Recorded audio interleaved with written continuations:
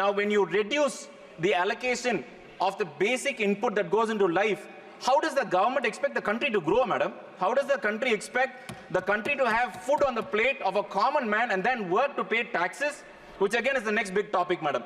But how can they pay with all the basic things reduced? I think the government should take proper care of actually allocate. Now, if you have 50 accidents or 50 deaths in a year, that is the outcome.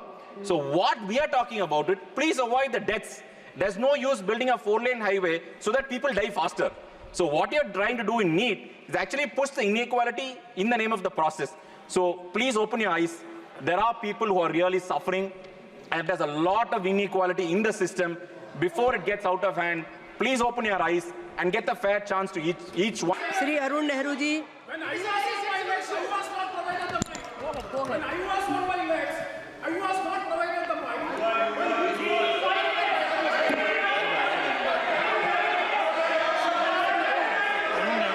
Please continue. Please, Sadas, please.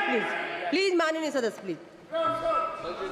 Arun Nehru ji, Manini Sadas. மதிப்புக்குரிய பேரவைத் தலைவர் அவர்களே, இந்த மாமன்றத்தில் இந்த சாமானியன் குரலை ஒலிக்க செய்த மாண்புமிகு தமிழக முதல்வர் முத்துவேல் கருணாநிதி ஸ்டாலின் அவர்களுக்கும்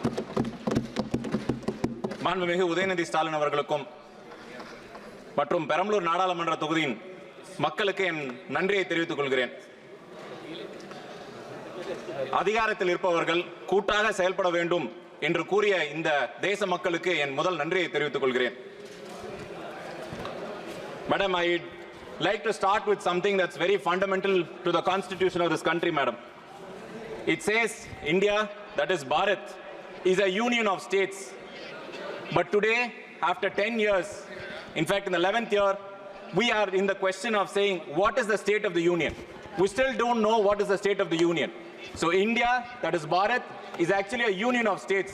The states make up this country. And what the finance minister has done is ask us the question, what is the state of this union? Now, as my colleague has pointed out, we are missing on the collective wisdom of this house when senior members of the treasury benches are actually missing in action. When the opposition wants to bring attention of the various schemes and of the trouble and the problems of the people, we still, through you, madam, insist that the senior members be present when important bills like the finance bill is being discussed. So, what is this budget about, madam? It's actually primarily about misplaced priorities.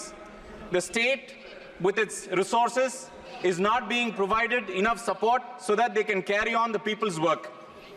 I will go point by point, madam.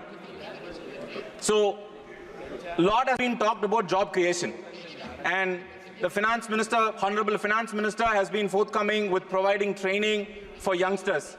And now what she has failed to address is that the majority of the youth is not in the formal sector.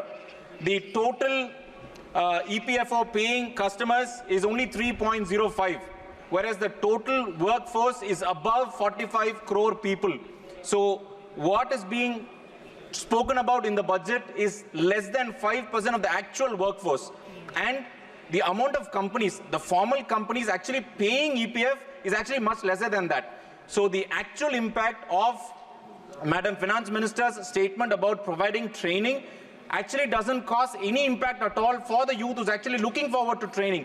So I guess the government should take note of the informal economy and the need for training there. Very important three segments that constitute to everyday life of the populace: fertilizer, food, and education.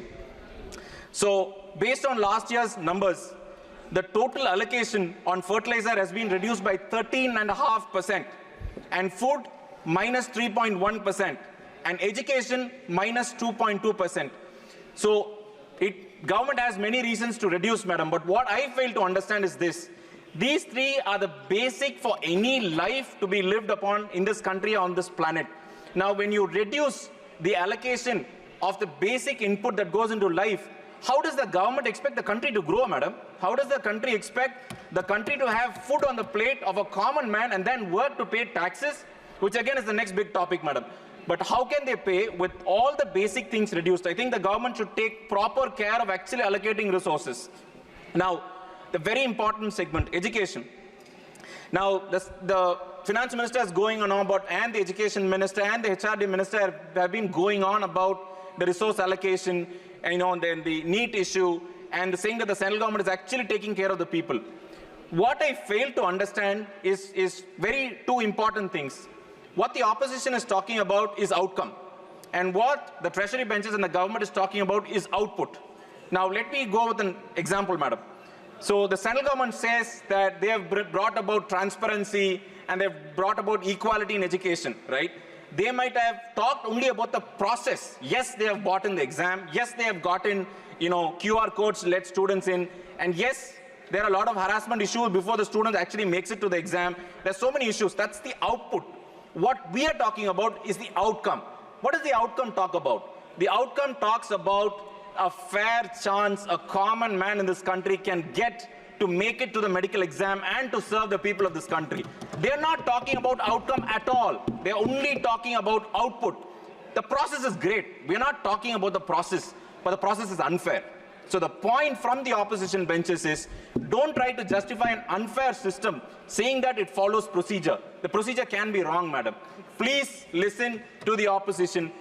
Number of people from my constituency, in fact, in the honor of Anita, a student who should have been here with me, or a doctor in Tamil Nadu is missing because of the bad policies of this government. So please take note and please get the outcome right. Don't forget about the output. I'll also tell you an analogy, madam. So number of members here have asked about highways, national highways, which is really good for the country, right? So here we go, building national highways all across the country. Now we have very good highways across the place.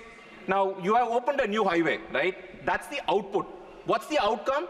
Now if you have 50 accidents or 50 deaths in a year, that is the outcome. So what we are talking about it, please avoid the deaths. There's no use building a 4-lane highway so that people die faster. So what you're trying to do in NEET is actually push the inequality in the name of the process. So please open your eyes. There are people who are really suffering, and there's a lot of inequality in the system.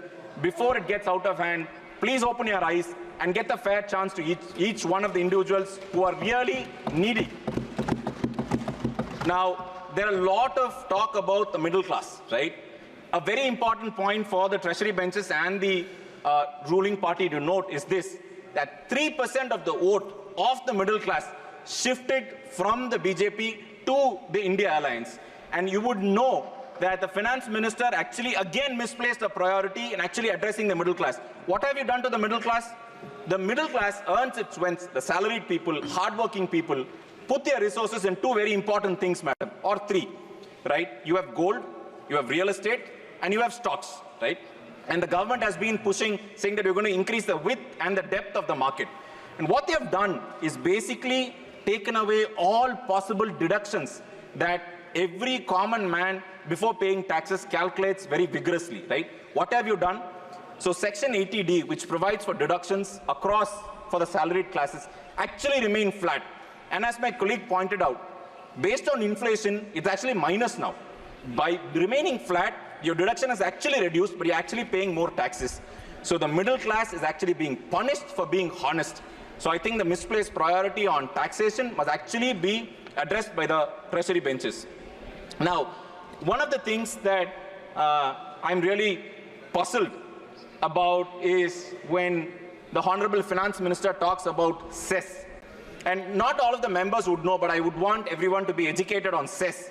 So taxes, indirect taxes and direct taxes, there's separation of powers. The resource allocation to state is being made by, eminent institutions like the Niti Aayog. What cess does is it goes only to the central government, only to the union government. And the union government decides which states get what. And hence, the amount of cess increase in the last 10 years, madam, is actually increased by 10 times, madam, 10 times. It's not 1%, 2%, 10 times. And what are these 10 times mean about? You're actually taking away states' resources. And do you think it's fair for the states to come ask that cess amount? I don't think it should even be asked, first of all.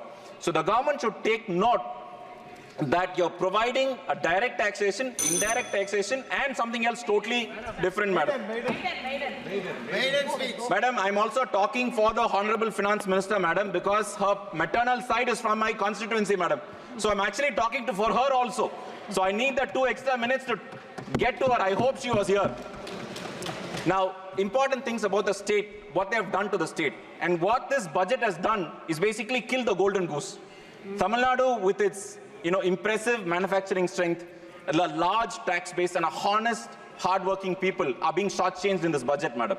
We are contributing, for every rupee we only get 29 paise, madam. And we're very proud. We're very proud of the 1 rupee that we contribute. But what we ask is, give us a fair share so that we can actually contribute more. We're not complaining about not receiving less, but we are saying you're not giving us a fair share. And very importantly, relief and rehabilitation. You have seen in the last year that there were so many states that are being affected by natural calamities. And Cyclone Michang, which affected Chennai, and the heavy rainfall which affected Thoothukudi and the other district, were 100-year rainfall, madam. And what we had asked, the same officers who have been passed by the UPSC, the IAS officers, have recommended 37,000 crores, madam. And what we got is 450. It's not even 1 day's interest, madam. Not even in anybody's standards. So I think it's being very, very unfair on the central government. The most important thing, Metro Rail project, which was actually inaugurated by Union Home Minister Amit Shah ji on 2011-2020 on, in Chennai. The state government has allocated its own resources, madam. 16,000 crores. The budget that was passed by this house was supposed to be given to Tamil Nadu, is still not given. What, again, we are asking is our fair share. We're not complaining about not receiving money. So the general, the takeaway from this budget is, don't punish the states that are contributing. And second, you're actually giving loan to the states that were actually your allies. And last but not least, the last point, madam. The last point is, the government has come up with a new East policy. The new East is Odisha, you have Bihar and Andhra. I don't know what kind of East that is. But as long as any of the East covers Tamil Nadu also, I will also join the bandwagon, madam. All we are asking for the central government and on maternal side of the finance minister is, it is also your constituency, madam. Through you, I ask the finance minister to actually do fairness for the Dravidian state that educated you, that put you into this place, that actually forms a big portion of the decisions you make. So please be fair to the state of Tamil Nadu. Thank you for the opportunity, madam.